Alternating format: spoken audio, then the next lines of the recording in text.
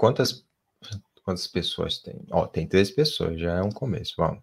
Já dá pouco. Pouco a pouco. Então, essa live aleatória é justamente para movimentar aqui o canal no YouTube. Eu fiquei quase um ano sem fazer conteúdo também, porque eu fui bloqueado quando eu fazia live com a Karina. A gente falava muito sobre lá picada, essas coisas, aí os caras foram, ó.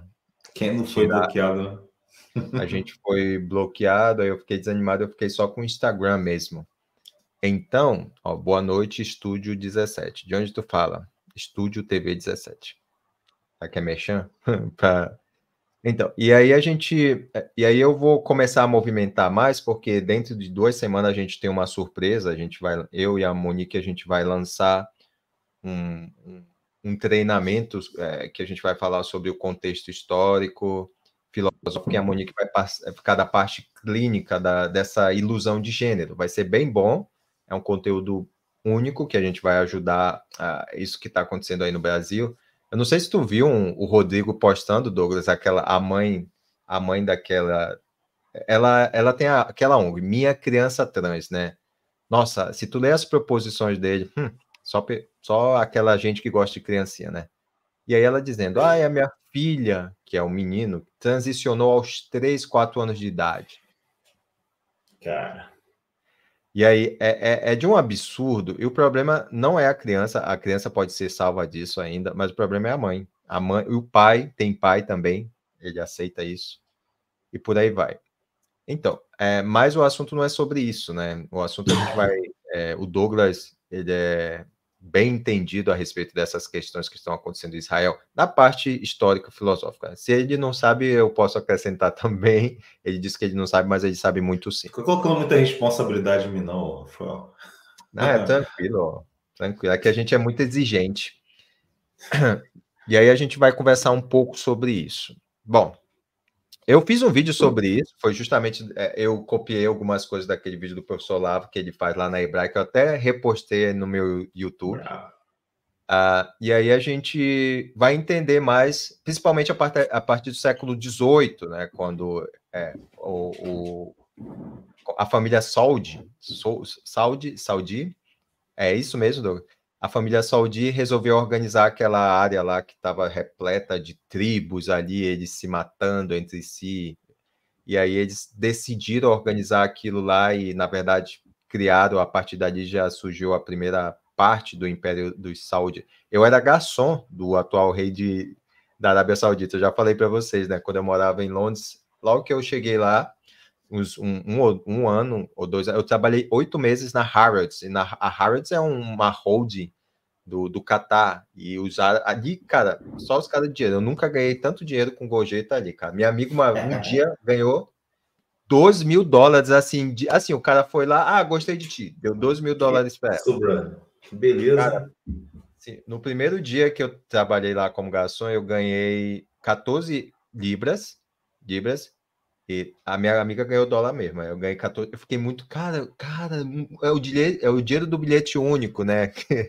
Do transporte semanal, né? Cara, eu cheguei a sair de lá com 1.000 libras, assim, só do povo dando, enfim. Caramba. Pois bem. E aí, bom, o Douglas vai começar. Como é que a gente pode começar essas questões aí dos Palestina versus Israel, Douglas? Então, eu acho que a gente pode começar com a estranheza desse ataque, em primeiro lugar. E claro que não é surpresa um ataque do Hamas, que é não sei se a gente vai tomar strike por causa disso, mas é um grupo terrorista que invade uma festa, né? E fazendo atrocidades com pessoas inocentes. Então isso é terrorismo, isso não é... Isso é como o André Lasch fala, né? Isso não como é que é? Isso não é luta por liberdade, tá? Isso não é resistência, isso que ele faz, isso não é resistência. Isso é terrorismo, cara. E assassinato. Então, a gente pode começar por essa estranheza, principalmente porque a coisa mais estranha ali foi como é que eles entraram tão fácil, né, pela porta da frente, né? Mas é óbvio que quando a gente fala desses grupos terroristas, fala sobre a motivação. E é uma coisa que eu venho defendendo, que é o seguinte, olha, a verdade, eles não têm muito interesse pela terra, tá? Exato. Até porque a Palestina, pela história do Islã, não tem muito a ver. E até o nome Palestina não tem muito a ver com a história do Islã. Porque a Palestina é muito mais recente do que o Islã, colocando o Islã como uma religião abraâmica. Tá? Ou seja, o próprio Abraão é o pai do Islã também, assim como é o pai do cristianismo, assim como é o pai do judaísmo. Então, a Palestina vem no século I depois de Cristo, né? Na verdade, no século II depois de Cristo, quando há uma rebelião ali na região, que eles querem se libertar do Império Romano, e o Império Romano abafa a rebelião, acaba com a rebelião, e para zombar da cara deles, né, porque ali era a região de Israel, onde estavam as tribos de Israel, e eles tinham um inimigo, o inimigo mais feroz de Israel eram os filisteus. Então, Palestina é uma latinização do nome filisteu, tá? Filistina, Palestina. Sim. E para zombar colocou o nome de Palestina. Isso foi no século II, pô, depois de Cristo. Entende? Então não tem absolutamente nada a ver. Então, quando a gente fala de Palestina, a gente não está falando de um povo, não existe um povo palestino. O que existe na Palestina é um território. Né? E então o interesse desses grupos terroristas não é territorial. O interesse desses grupos terroristas é um interesse de caça aos judeus, caça aos infiéis, para poder cumprir aquilo que o Islã chama de jihad.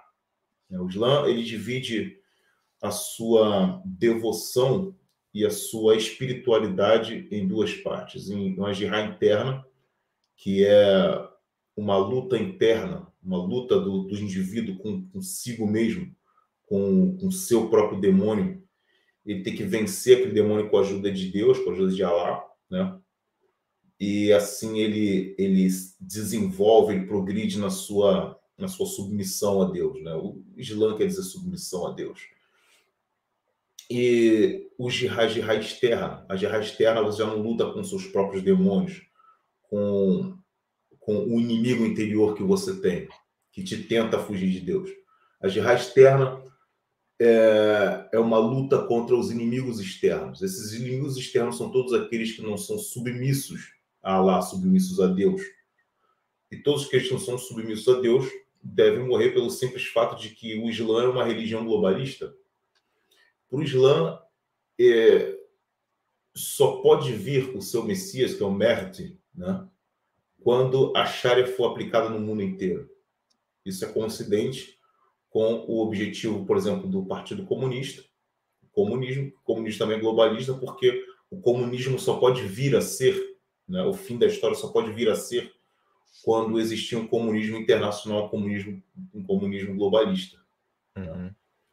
Então, acho que a gente pode começar por ali. Olha, a partir desse ataque que teve, a gente pode entender a coisa da seguinte maneira, olha, pelo tipo de ataque que foi contra civis, aquilo ali não é uma resistência, e a intenção desses grupos não é territorial. A intenção desses grupos é caçar judeus. Eu vou continuar mais tarde, vou contar algumas histórias sobre isso, que dá muito mais sentido a esse argumento que eu estou lançando ultimamente sobre isso que está acontecendo aí. Deixa eu compartilhar aqui uma coisa. Você está conseguindo ver aqui? Tá pequeno. Deixa eu aumentar aqui. Isso aqui é uma reunião. Isso aqui é uma reunião do Fórum Econômico, do World Economic Forum. Olha só quem que administra os principais da plateia, assim. Depois vai entrar o pessoal aqui. É só Saudi Arábia. Só eles aí. Pra você ter ideia. O poder dessa gente. Quando eu cheguei em Londres em 2013, no aeroporto eu vi um monte de árabe.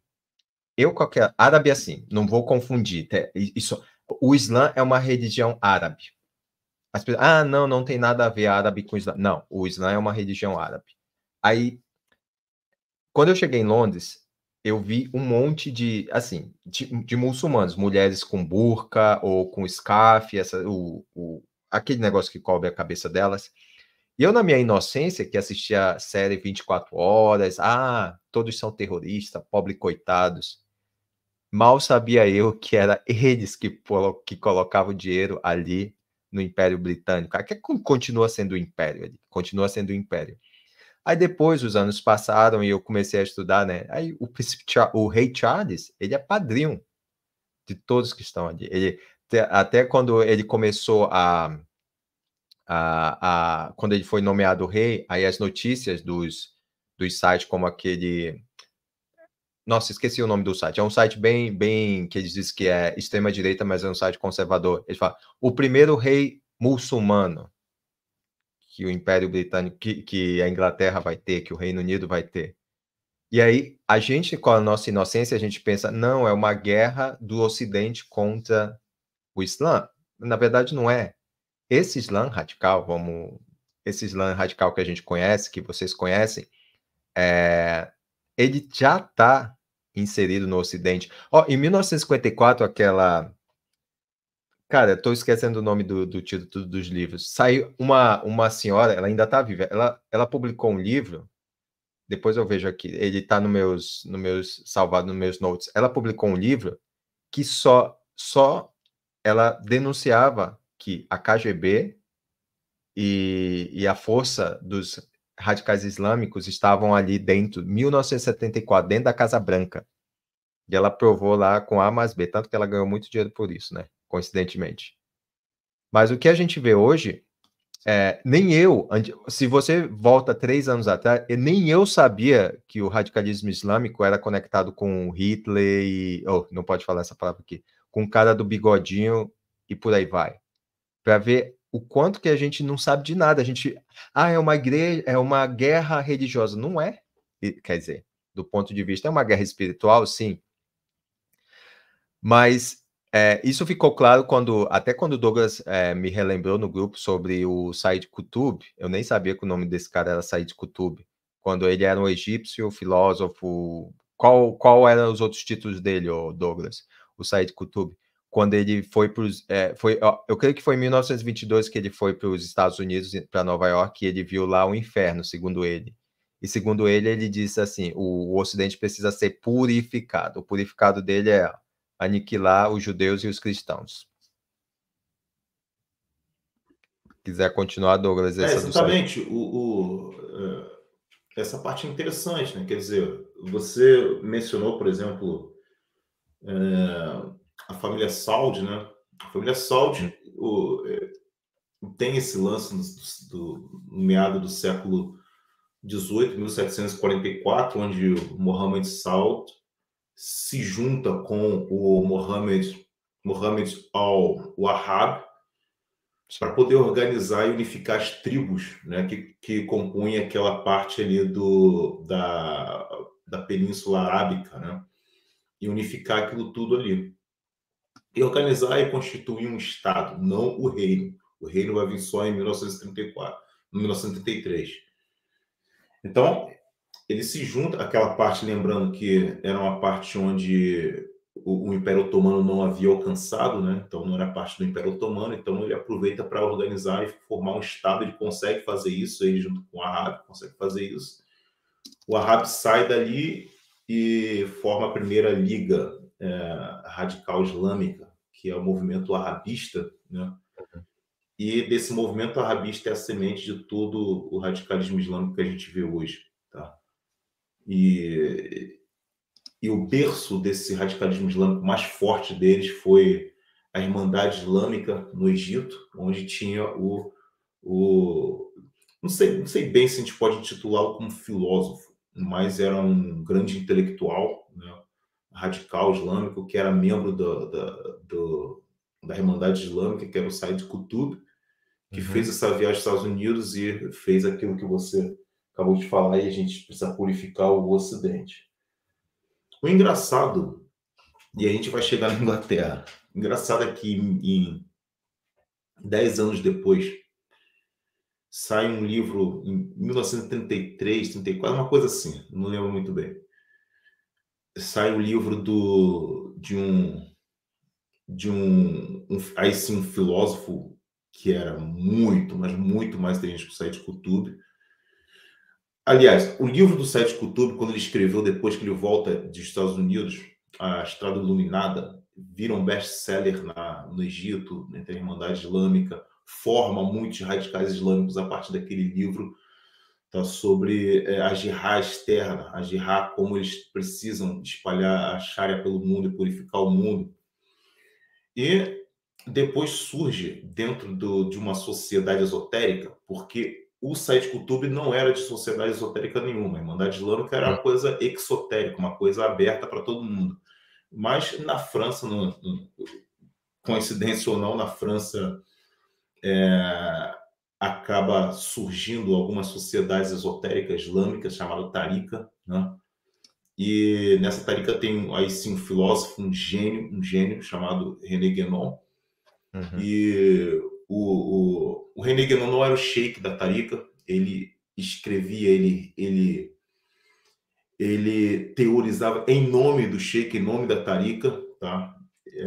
Todo o ideal dele, os livros, eles são tudo em nome da Tariqa, porque ele não era sheik ainda. E ele escreve um livro muito interessante chamado A Crise do Ocidente. E o interessante desse livro é que todo final um livro pequenininho, cento e poucas páginas, e todo final de um capítulo do livro, ele explicando ali por que o Ocidente está nessa crise, ele explica a teoria dos ciclos, etc, etc. É um conhecedor de religião comparada assim como nunca tinha visto na história, né? Tanto ele quanto o Chuon.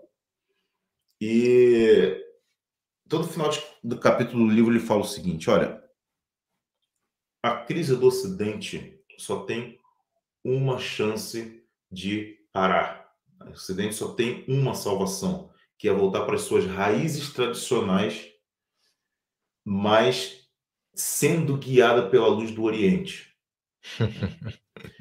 Essa luz do Oriente que o René Guénon estava falando, segundo o professor Olavo de Carvalho, que é o maior conhecedor de religião comparada, de quinonianismo que tem no Brasil, disparado, o professor Olavo fez parte de uma tarica, então é um conhecedor profundo do assunto.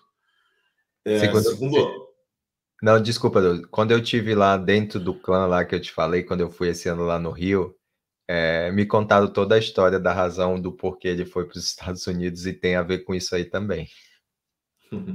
Então, isso que o René Guénon fala de que o Ocidente precisa voltar para as suas raízes tradicionais, guiada pela luz do Oriente, na verdade é pela luz do Islã. O René Guénon era um islâmico, claro que só a Tariqa frequentava tudo quanto é tipo de religião, porque a Tariqa era uma sociedade esotérica por trás de uma sociedade esotérica islâmica, né, para poder islamizar o Ocidente. E ali a estratégia do René Guénon era islamizar o Ocidente. Então você tinha duas tarefas: a jihad, o radicalismo islâmico, e você tinha a conquista do Ocidente. Não gostava da... não, pô, comparar a Madame Blavatsky com René Guénon é como se fosse comparar um mico com um filósofo, né? Não gostava mesmo, não gostava nada disso. Blavatsky era apenas uma batedora de carteira, né, cara? Era pilantra mesmo. Faz sucesso, né? O pastor, o Bicho Macedo faz sucesso. Então, você tem os discípulos de Said Qutb na Irmandade Islâmica, que vai fazer o radicalismo islâmico a partir da força, a partir da arma, a partir do terrorismo. E você tem, dentro do núcleo da Europa, você tem criando células de ideologias islâmicas disfarçadas de religião comparada, que transforma o que vai transformando a Europa e vai fazendo com que a Europa tenha uma aceitação total de islâmicos dentro do país, a partir do momento que ele tem a aceitação, uma abertura total às outras religiões orientais pelo movimento Nova Era. Movimento Nova Era essa que teve muita mão do René Guénon, tão gênio que ele tem, que ele era, que ele alcança essa influência no movimento Nova Era. Então, toda essa onda islâmica que a gente está vendo na Europa começa com as taricas francesas, né? Comandada principalmente pelo René Guénon, e a gente vê essa onda, você vê no livro do Douglas Morris, Estranha Morte da Europa, você vê a quantidade em 2014, 2015, 2013, a quantidade de muçulmanos que foram para a Europa, onda essa que já tinha começado depois da Segunda Guerra, e agora está voltando de novo essa abertura de fronteiras. E quando tem uma crise, essa que está acontecendo em Israel, você vê o levante nas manifestações pró-Palestina dentro da Europa. Um Sim. levante que assusta os europeus e faz com que a gente veja o seguinte: olha, isso aqui é uma guerra perdida. Por quê? Porque a gente está vendo essa quantidade de muçulmanos, também, mas é porque os muçulmanos fazem 3 filhos, no mínimo, enquanto os europeus fazem no máximo 1. Então é uma guerra perdida. Nada. Em uma 2 gerações, a Europa virou muçulmana. Olha,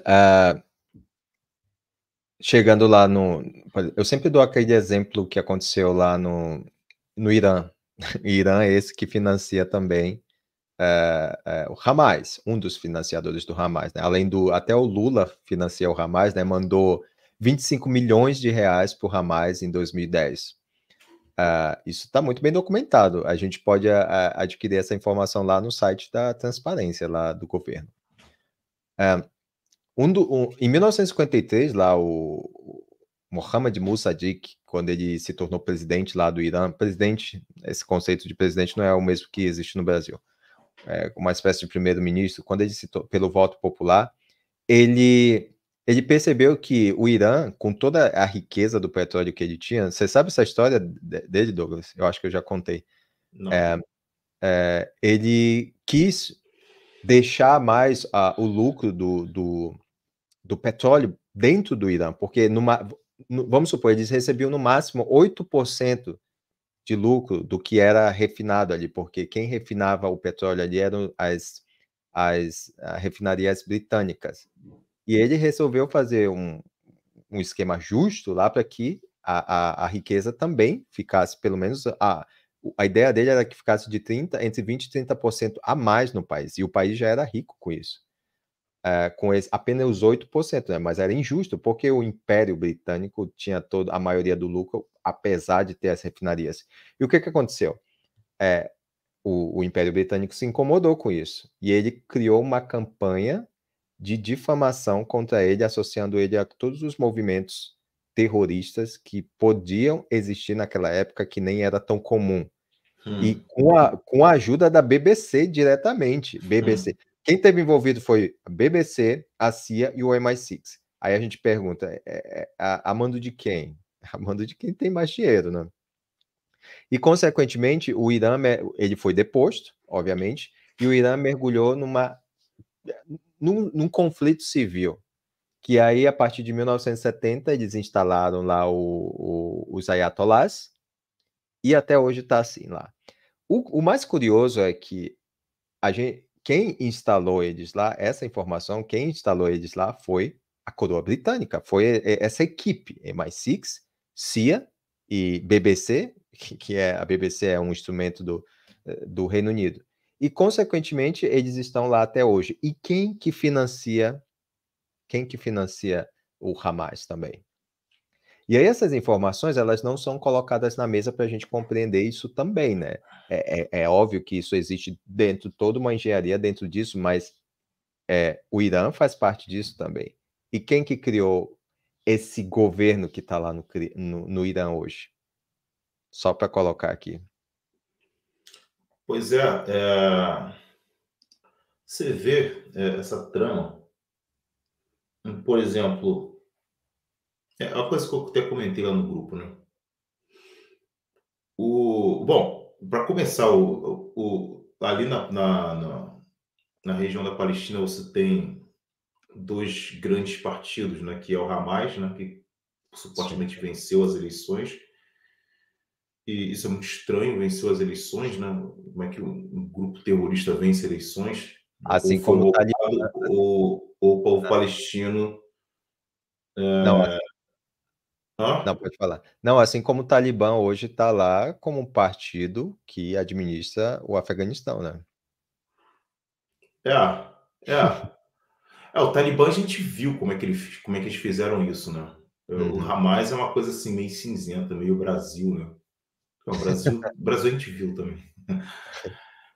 E você tem como é que é o nome do outro partido? O Partido Socialista lá, é o Fatah, né? O Fatah. Fatah, Fatah. Fatah. Uhum. Fatah, isso. E segundo os católicos aqui na Espanha, o Fatah é amiguinho dos católicos, né? Segundo Pois eles. é, a parte do Concílio Vaticano II, né? Uhum. Deve ser. Sim. E você viu que o Fatah ele tem apoio da Frente de Libertação da Palestina, tanto o Fatah quanto o Hamas. E o Marcos Skogel me mandou uma mensagem essa semana falando: pô, Douglas, vai lá que sai um conteúdo meu lá do Epoch Times Brasil, ele que é o responsável, o diretor responsável. Como é o nome Ele do. O Marcos Skogels, o nome dele é estranhíssimo, cara. Deixa eu ver aqui no WhatsApp. É... Marcos.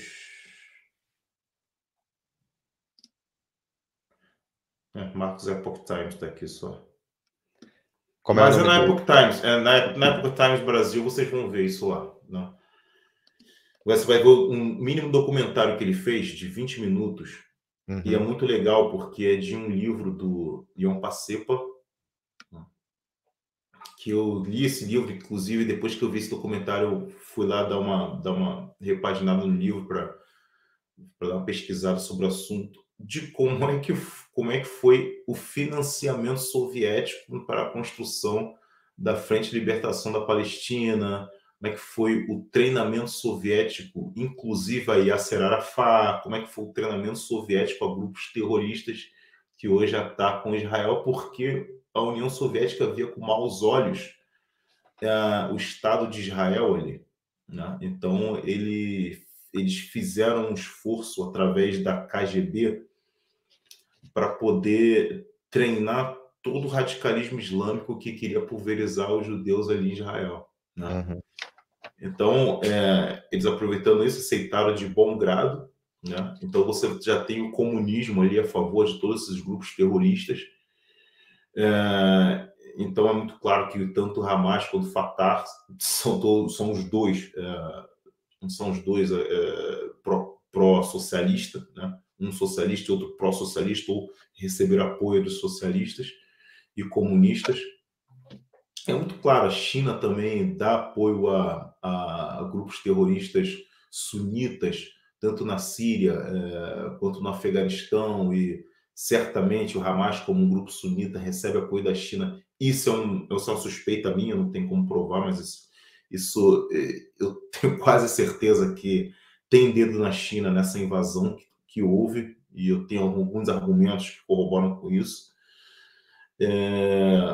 Então, quando a gente vê essa atuação desses agentes históricos poderosos, que é o Partido Comunista, você volta e você vê um outro agente muito poderoso também na Segunda Guerra Mundial, quando inclusive quem me relembrou o nome foi o Rafael, né, do Or Hosseini. Uhum. Do Or Hosseini, que tinha terras ali na região da Palestina, que perdeu algumas terras com a vinda do Estado de Israel. Segundo ele perdeu as terras, né? Segundo ele, mas ele era um radical islâmico também. Né? Ele tem passado na Irmandade Islâmica, então ele vai ter um encontro com Hitler e pede para o Hitler: olha, não é que tem um documento algum papel sobre... Não, tem uma gravação dele falando com Hitler. Isso vocês podem conferir lá no documentário The Nazi Secret File, muito bom documentário, que é o capítulo 6, do episódio 6. Os nazistas e a Jihad, uma coisa assim, ou a Jihad nazista, uma coisa assim, onde explica todos os modos operantes do carro-bomba, por exemplo, foi ensinado pelos nazistas aos radicais islâmicos, e o Al-Husseini pede para o Hitler, em gravação, tem essa gravação, né, nessa reunião, para poder dar um jeito nos judeus ali no Oriente Médio. Então o Hitler responde para ele: olha, a gente vai lá, quando a gente terminar a guerra aqui, a gente conquista a Europa, a gente vai lá e dá um jeito nos judeus lá.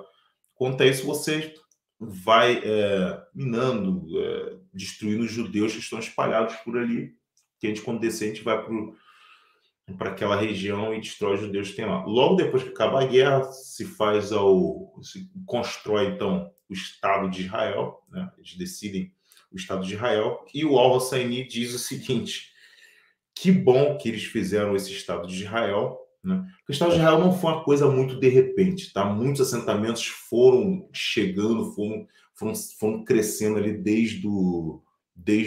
principalmente no sul da Rússia, no final do século XIX, onde eles criaram muitos assentamentos ali, esses judeus.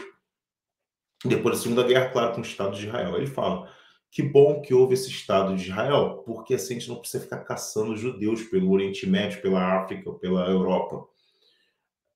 Todos os judeus reunidos aqui, a gente pulveriza todos os judeus que estão concentrados aqui. Alguns anos depois acontece a Guerra dos 7 Dias, a Guerra do Yom Kippur, que se não fosse por um milagre divino, Israel ia ser realmente pulverizado. Essa frase do Al-Husseini, esse desejo do Al-Husseini ia ser cumprido. Então você vê, cara, né? Então tiveram também treinamento dos nazistas. Essa Jihad teve treinamento dos nazistas. Então já tem 2 personagens totalitários que dão suporte a essa rede radical islâmica, tanto nazista, tanto comunista. Então, coisa boa não pode ser, né, cara? Sim, claro. Só que essas informações, Douglas... Claro que eu falo mais do lado do Islã, porque é o lado que eu conheço, tá? O lado dos judeus eu não conheço tanto, já li alguns livros, mas não foi o suficiente para ter um conhecimento amplo da coisa. Bom, referente aos judeus, né, a gente, inclusive eu acho que foi tu que me orientou também, outras pessoas assim. Do lado dos judeus, já existiam bastante facções dentro do judaísmo, não vou dizer dentro do judaísmo, mas que já perderam toda a identidade do que é ser os não israelenses, que isso foi criado depois de que os descendentes diretos daqueles que atravessaram o Mar Vermelho. No entanto, essa gente se tornou meramente instrumento de uma revolução que o Altman, que é o Mavi, que é o Rabino, ele explica muito bem isso. Tem 2 volumes esse livro. Você tem esse livro? Eu comprei esse livro, estou esperando chegar. Tem, cara. Esse é o volume 1, né? É o volume 1. Eu tenho 2 também. Eu até emprestei. Tem 2 também? Tem. Cara, é muito legal. Bom, assim. Porque não é nenhum católico, não é nenhum que é apenas descendente, é um rabino falando. Você é bravo, o Anton é bravo. Sim. E ele mostra como essas facções se instalaram, que deu origem aos bolcheviques. Quando a gente fala isso, não, os judeus são bolcheviques. Não, foram facções criadas ali que cooptaram a juventude ali, que estava triste pelas perseguições e eles queriam, como acontece hoje, eles criaram toda essa narrativa de que os negros são vítimas, os gays são vítimas, os índios são vítimas, fizeram isso de forma mais como balões de ensaio dentro do judaísmo, justamente para destruir de dentro para fora. E aí isso tem justamente o dedo da maioria dessas sociedades esotéricas, né? E no final de tudo isso, quando a gente vai ver, tanto que tem o nome do cara, é o Jacob alguma coisa, a partir de isso vem de 1600 e alguma coisa. 1600 alguma coisa. E aí ele demorou o quê? 200 anos para já ali, aí que quando apareceu Karl Marx, quando apareceu os caras dentro do Clube X, que eu falo no meu livro, quando apareceu todos esses tipos Lembrar o de... nome do Jacob. Eu Jacob sei. Frank, não? É Não sei alguma se coisa Frank. Frank tá aqui. Peraí que eu fiz... acabou a bateria no celular. Cara, inclusive eles deram... Peraí, um segundo. É alguma coisa assim, cara. Jacob É Frank. Jacob... Cara, tá bem no início. E eu marco. Enfim, eu vou deixar aqui. Enfim. Quando o Douglas estiver falando, eu procuro aqui, eu escrevo aí nos comentários. E eles deram... por exemplo, Einstein, Freud, Karl Marx, Immanuel Kant. E dentre tantos esses nomes, todos esses pertenceram a essas facções. Só que isso não é colocado, ou quando é colocado, ele se torna como se fosse realmente judeus da causa, enfim. No entanto, o que a gente vê hoje é que essas pessoas, eles influenciaram a sociedade que a gente vive hoje e, consequentemente, elas se tornaram ícones do qual se fundamenta todo o pensamento, e quando, na verdade, isso são apenas, como eu posso dizer, esquemas para realmente criar esse cenário que a gente está vivendo hoje. Quer dizer, destruiu de dentro para fora, ainda criou um cenário para a gente chegar onde a gente está chegando hoje. E a gente não pode esquecer realmente que isso é uma guerra espiritual. Tanto que esse Jacob, alguma coisa que daqui a pouco eu coloco o nome dele, ele também estava envolvido em sociedades que eram relacionadas a sociedades pagãs, né? Às vezes o povo não gosta que a gente fale, mas os judeus, né, que principalmente no Brasil, amigo do Rodrigo Silva, eles falam muito do Cabala. O Cabala, ele tem inspiração direta dos egípcios. Só que isso se tornou como se fosse uma religião realmente do judaísmo, mas isso não é verdade. Então, fala aí, Douglas, que eu já posto aqui o nome do cara. Beleza. Acho que agora estou curioso também. Eu ia até começar a pesquisar aqui o nome dele. Mas não é nem tão importante, mas ficar pendurada daquela pendência assim, o nome do. Não é justamente assim, para fazer. Aqui na Espanha se fala hilo, eu acho que faz mais sentido. É aquela fazer as linhas de ligações. Porque tem informações que a maioria das pessoas, principalmente no Brasil, essas informações não chegam. Essas informações não chegam. Porque fica aquele gap, por exemplo, na minha mente ficava esse gap. Mas como Guerra Santa? Como os palestinos não estavam ali? É isso? E aí a gente tem que ver a raiz de onde chegou isso. Eu não sabia, eu te falo, eu não sabia 2, 3 anos atrás, quando mencionaram que os radicais islâmicos foram treinados realmente por Hitler. Eu falei, mas não faz sentido isso. Um suposto ideal ariano com um bando de gente escura lá do Oriente Médio. Para mim, na minha sabe aquela cabeça moldada aí na América, na América do Sul, que não entende nada de história. Aí vai o filósofo da USP e fala um monte de baboseira, e isso alimenta nosso imaginário com coisas que não tem nada a ver. É Jacob Frank mesmo. Sim. Confirmado. Bom, mas é isso. Você pode ver. Então a gente volta para o terceiro agente, que são essas forças que tem esses grupos judeus, né? Que o Olavo pegou isso de um livro de um rabino que chamava esses camaradas aí que eles estavam fazendo a sinagoga de Satanás, né? Eles não Sim. eram judeu porcaria nenhuma, que eles trabalhavam mais para Satanás mesmo, como tem na igreja católica, como tem na igreja protestante também, tem gente que trabalha para Satanás mesmo. E tem a mesma coisa no judaísmo, né? Gente que não tem nada a ver com o judaísmo. O que o Karl Marx lá tem a ver com o judaísmo? Jorge Soros, cara, tem a ver com o judaísmo. Sim. Né?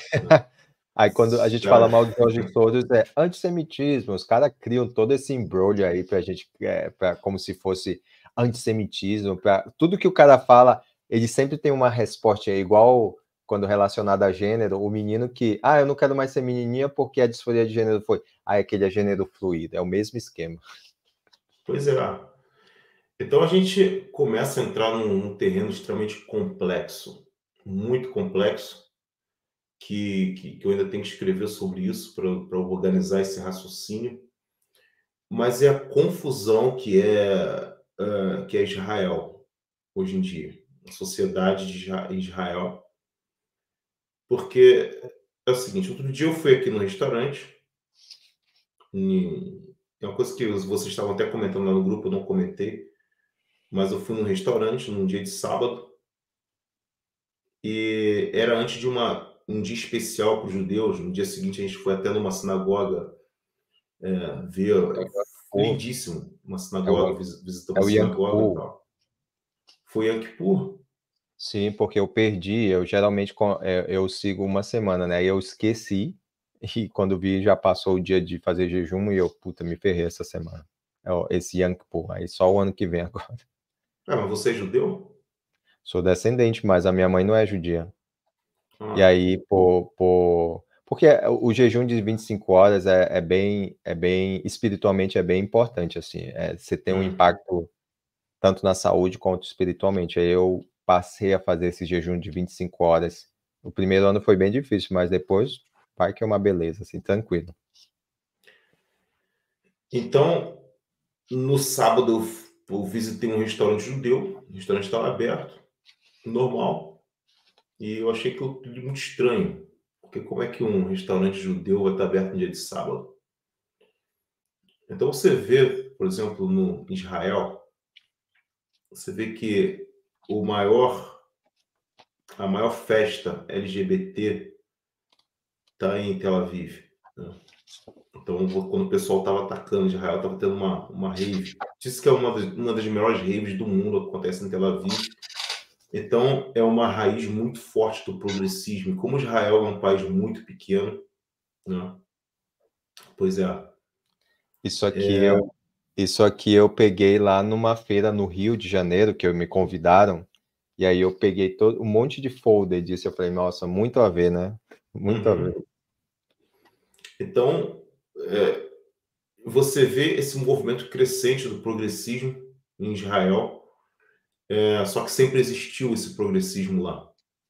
Uhum. O Estatuto do Hamas, isso aí a gente vai entender qual é a intenção do Hamas, né? Pois. O Estatuto do Hamas é importante. E aí você vai entender que não é nada por causa do território ali, não tem nada a ver com isso. Então, quando a gente vê esse movimento dentro de Israel, e a gente sabe o seguinte, Israel hoje é um lugar totalmente polarizado politicamente, assim como os Estados Unidos, né, assim como o Brasil também, Israel é muito polarizado. Então, quando você vê pessoas como... A gente responde isso depois. Sim, só para. Vai falando aí, não lê os comentários, não, senão se Tá, perde. senão eu me perco. E esse é um comentário difícil que eu tô fazendo. Uhum. Quando a gente vê esse movimento ali dentro e essa polarização, a gente começa a ver os personagens comentaristas. Por exemplo, o André Last. Cara que eu gosto muito, um estudioso. Gosto porque é um estudioso, né? Sabe defender seus pontos, mas ele é um progressista. Ele não é de direita. Com a gente Uhum. pensando, o André Não, ele é progressista, tá? A gente pensa o seguinte, olha, o judaísmo, por ser uma religião, ele ele vai reproduzir necessariamente uma cultura. Ele vai ser uma raiz cultural, assim como o cristianismo, assim como o hindu, assim como qualquer religião. Assim como o T.S. Eliot fala, a característica mais importante da cultura é a religião, né? Então, da religião sempre vai ser moldada uma cultura muito forte, que ela é enraizada nessa religião.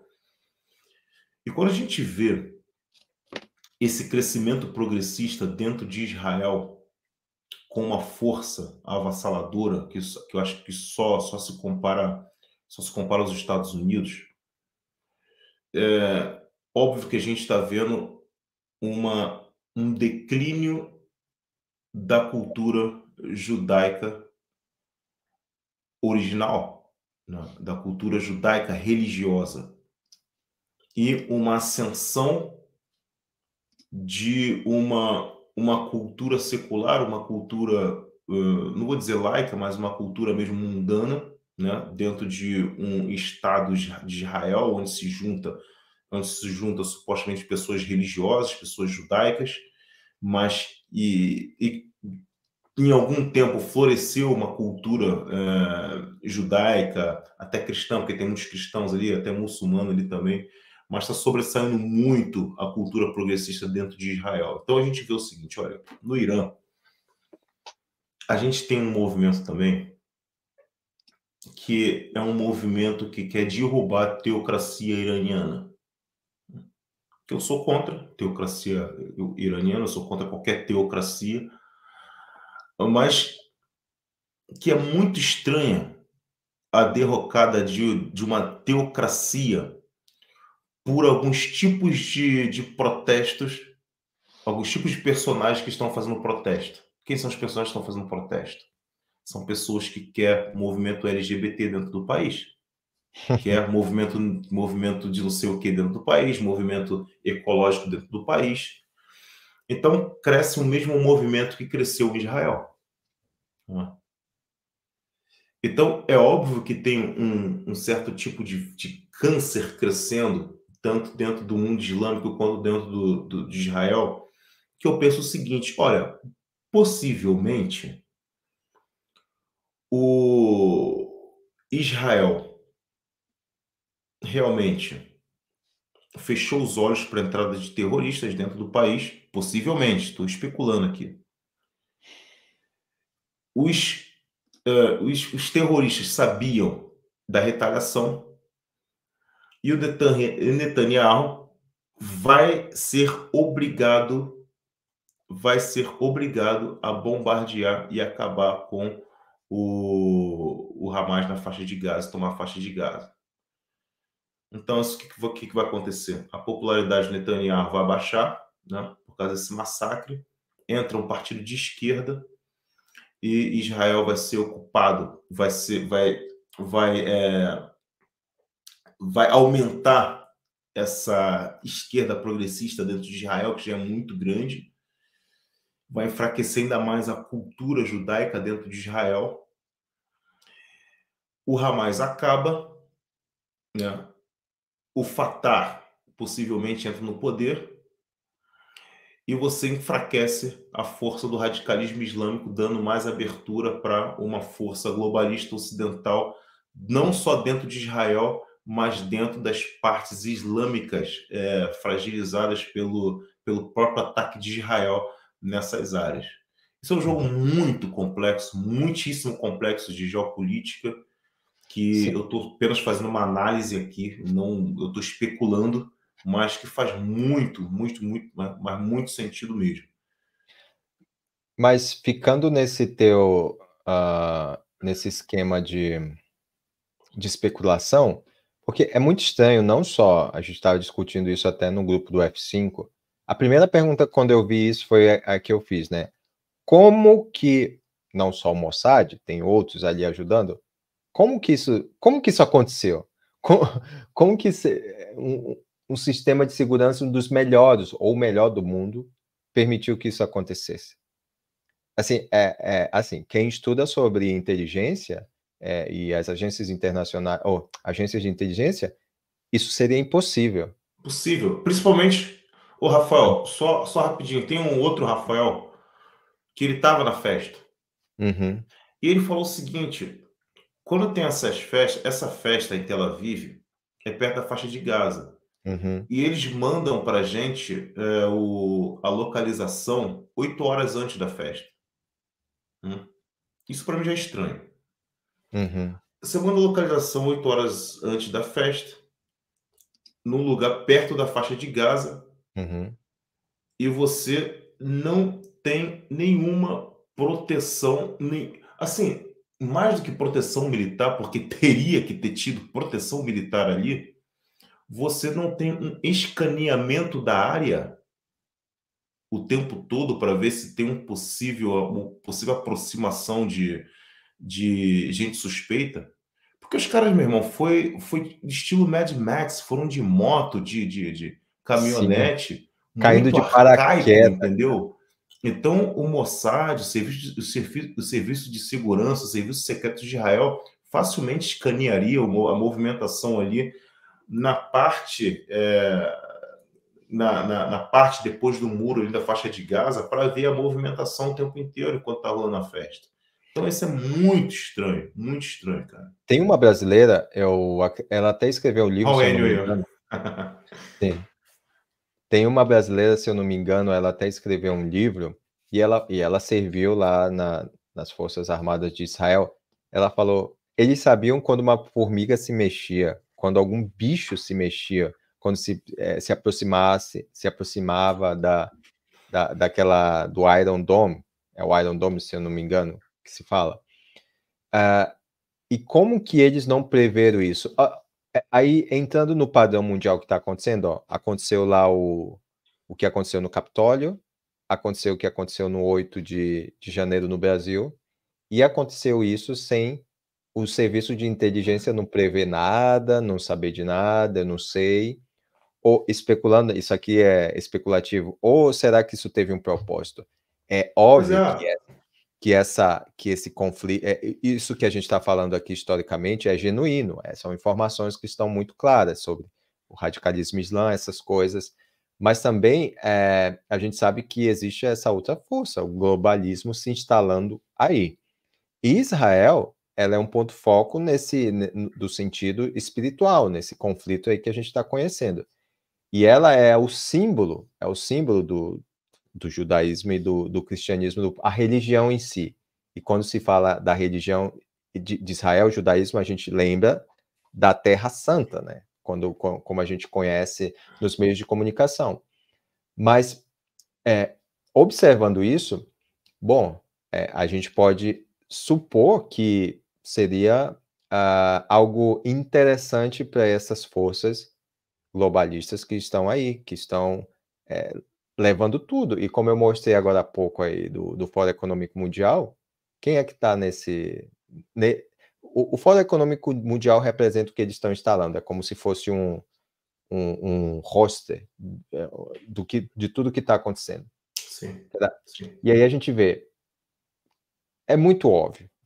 Se a gente falar isso por trás, assim, a gente tem outras palavras referentes a isso, mas como é um conteúdo público, parece algo que foi permitido ou não. Bom, isso foi o que eu questionei no grupo do F5, inclusive tem gente que trabalhava no governo do ex-presidente Bolsonaro. E eles falaram algumas coisas ali que não foi bem convincente e isso se estendeu até o outro dia, essa discussão. Só para contextualizar, né, para dar uma síntese para a galera que está assistindo, é o seguinte: isso é geopolítica, tá? Geopolítica pura. E se não entender essa parte de geopolítica, não dá para entender o que está acontecendo. Por isso que as análises de Pepe Escobar, Leja Boa, são tudo bestas. Tudo Tudo análise porcaria, velho. O que acontece? Existem um interesse de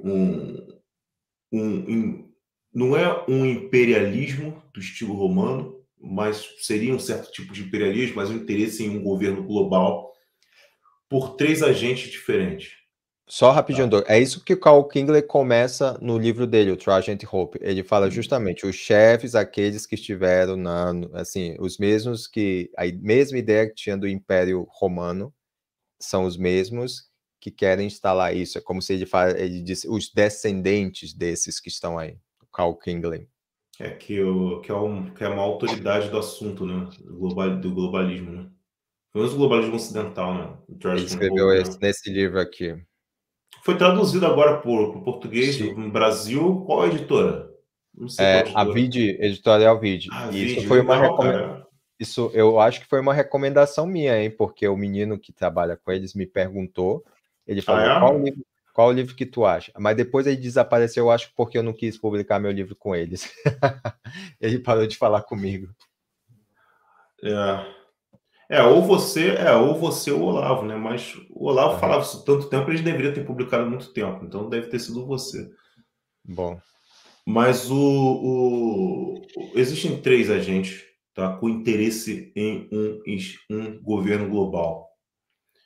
Esses três agentes são, obviamente, esses três agentes são agentes históricos. Agentes históricos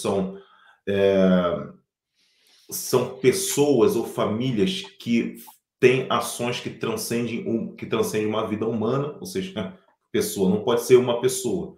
Precisa ser ou uma religião, ou um partido, ou uma família. No caso, o que a gente tem de personagens hoje são famílias dinásticas, que são pelo menos umas 300 famílias que pertencem ao Clube Bilderberg, ao Clube de Roma, à Comissão Trilateral, ao CFR, que estão presentes no Fórum Econômico Mundial, que atuam essas famílias. Obviamente, essas 300 famílias, existe uma hierarquia de poder, onde os mais fortes são os que menos aparecem, né? Sim. E são famílias poderosíssimas. Então, essas famílias, como as ações delas passam de geração em geração, como, por exemplo, a família Rothschild, a família Rockefeller, elas têm capacidade de passar de geração em geração, elas têm capacidade de mudar o rumo da história, porque elas atuam ao longo da história mais do que uma vida humana. Então, elas estão atuando hoje e elas querem um governo global, né, através de várias atuações e incorporações mundiais poderosíssimas, como a própria BlackRock, que está moldando o modo não somente econômico, mas comercial. A BlackRock é mais o modo comercial, está moldando um novo mercado, né? Não empresas que vão ser submetidas ao mercado, mas submetidas a um esquema mais social, né?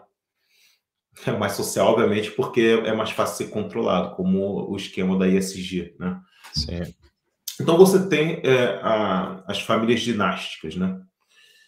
O segundo personagem é o Partido Comunista, né? O Partido Comunista também tem o poder de duração, que dura de gerações em gerações, e também tem uma intenção de fazer um governo global. O comunismo só faz sentido se ele for internacional. Então, essa coisa de que a China está conquistando, não é a China que está conquistando o mundo, é o Partido Comunista Chinês, tá?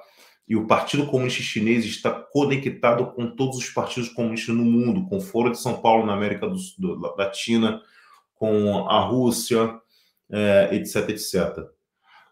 E o outro, comunismo internacional, é a própria teoria marxista. O proletariado internacional. Essa foi a divisão, por exemplo, no começo do século XX, entre o comunismo e o fascismo. O fascismo era uma coisa mais local, eles não acreditavam no proletariado internacional.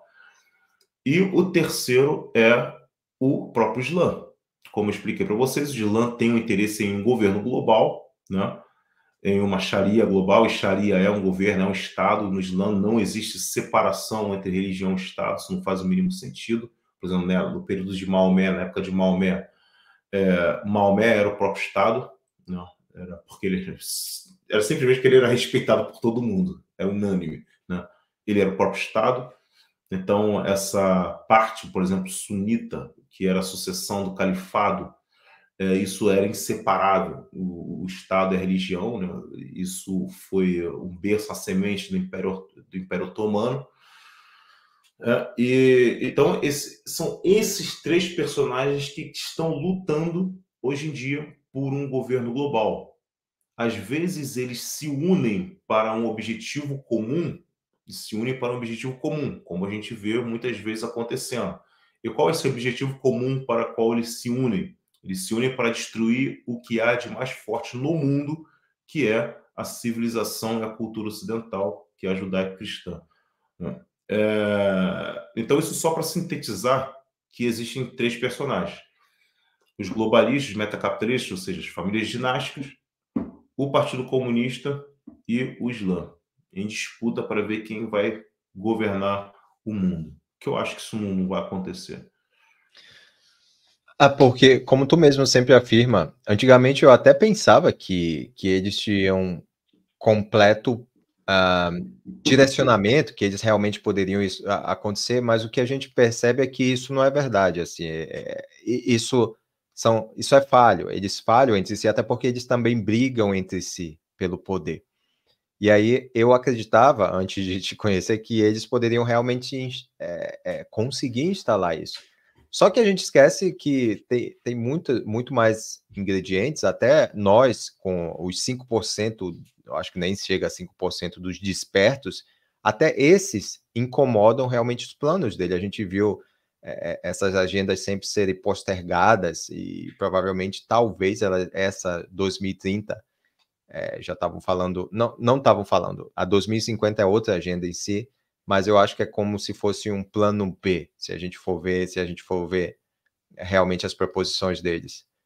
Mas eu creio que tem muita coisa a acontecer, o povo está falando que Jesus está às portas, mas a gente não está vendo ainda o iníquo, aí sentado no trono buscando a paz. E no final de tudo vai ter um governo único, que será que a gente conhece, que é o anticristo. Todo mundo, até os que se dizem ateus, estavam comentando isso aqui numa discussão que eu tenho aqui com os católicos, né? Tem os católicos, ateus e eu, né? Eu sou o grupo, eu sou o único ali. Pois bem, Douglas, obrigado. Eu acho que a gente tem que encerrar aqui para o Douglas, já vai dar 2 horas da manhã, não? E aqui para mim já são 1 hora, já vai dar já é Mas 1 hora. responde pelo menos as perguntas aí que o Enio Sim, e a outra senhora fez. deixa eu ver aqui o Enio, cadê o Enio? O Enio aqui.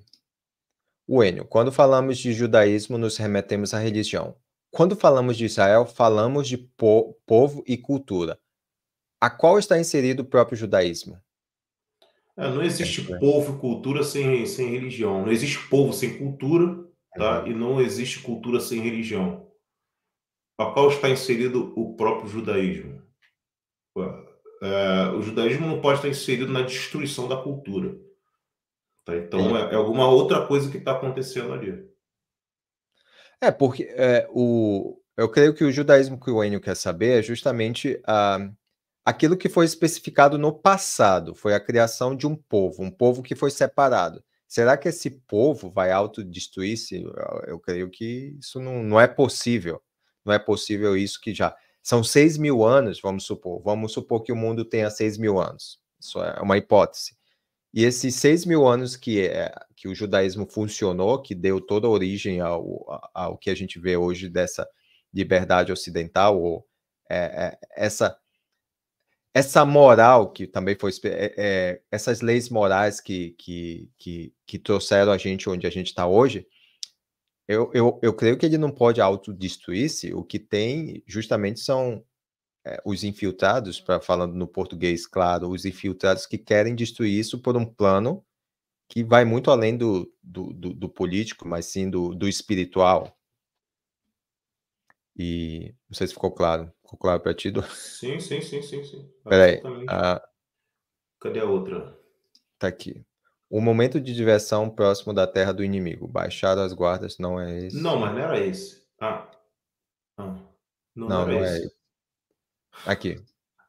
Ah, se Se Israel não. Israel não chegar a invadir Gaza, existe um risco de um novo atentado? Se Só. fala- Esse é o ponto, claro. Claro, claro que existe.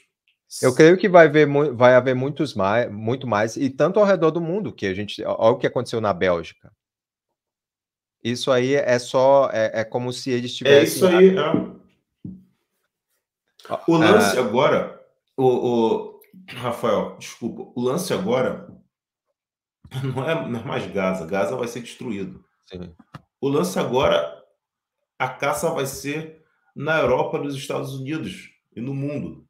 Porque os islâmicos radicais já estão no mundo espalhado. E essa é a grande sacada da invasão deles na Europa, quando o Partido Progressista, quando o povo, quando essa ideologia progressista abriu as portas da Europa para a invasão islâmica, entendeu? Então você vê ali a disputa, porque qual era a intenção do progressista? Era deixar com que os islâmicos entrassem para que a cultura islâmica se misturasse com a cultura cristã para poder destruir a cultura cristã, né? Essa integração, essa mescla, destruísse ou enfraquecesse a cultura cristã. Só que por trás dos islâmicos já tinha a estratégia dessa invasão que foi facilitada por esses progressistas. Então você vê que essa disputa geopolítica já está acontecendo e você vê a estratégia islâmica por trás disso tudo, entendeu? De invasão, de aculturação e de uma eliminação do inimigo a longo prazo, isso sem tanto esforço. Tá? Eles não têm pressa. Sim, uma coisa que eles têm é paciência. Aqui, Paciência. a influência deles na União Europeia, lá em Bruxelas, quando você fala lá do Parlamento Europeu, é gigantesca. Quando eu não entendia isso, quando eu não compreendia como que por exemplo, a Espanha não tem soberania e eles fazem o que querem, eles aceitam, por exemplo, aqui em Almeria, chega 3 barcos cheio de jovens na idade militar. E chegam já tendo tudo. Se você vai em Portugal, quando eu estive em Portugal na última semana, eu estava conversando com um taxista e ele falou, quando esses radicais islâmicos chegam ali, ele já tem tradutor, ele já tem carta de motorista, ele já tem tudo. De onde vem isso? É o mesmo lance que acontece no Rio de Janeiro, né? Existem as ONGs, aí as ONGs são financiadas pelo tráfico, o tráfico, consequentemente, eles usam as ONGs para interesse políticos e elegem esses políticos, e esses políticos vão parar onde? No Parlamento brasileiro. É exatamente assim que funciona aqui esses esquemas também relacionados aos muçulmanos. Pois é, o Rafael falou no comecinho sobre a questão da família real inglesa. O príncipe Charles era de uma tarica islâmica, pô. Ou Sim, é de uma tarica islâmica porque é muito difícil sair de uma tarica islâmica. E o mentor dele era um iraniano, que eu esqueci o nome Eu agora. esqueci o nome dele. É o Camarasuma, que foi o ministro de cultura lá do Irã na época do Reza Pahlavi. Sim, eu fiz um vídeo sobre isso também. Que depois esqueci o nome, não sei o que, Lin substituiu ele, e aí que o Olavo conheceu esse camarada que era o sheik do príncipe Charles. Então, entendeu? Tá tudo conectado. Pois, e quem não tem essas ligações, como eu não tinha, não entende bem esse contexto que está acontecendo, aí vai os idiotas lá, é uma briga santa pela terra, porque o Israel expulsou, massacre dos palestinos. Isso não tem nada de verdade nisso. Isso aí é conversa aí desses comentaristas de bosta que a Globo tem. Propaganda. Justamente. Agora, só para Pois deixar bem. um mal entendido, Rafael, eu acho que você quis dizer da Arábia Saudita e não os árabes, que eram Sim. muçulmanos. Arábia Não, mas Saudita, também, né? sim, exato. É porque o árabe, o muçulmano árabe são 8%. Né? O muçulmano, tem muito muçulmano na África e tem muito muçulmano persa também no Irã, obviamente. Né? Que inclusive o Irã é o berço de grandes filósofos. Hoje em dia tem mais filósofos no Irã do que na Europa inteira.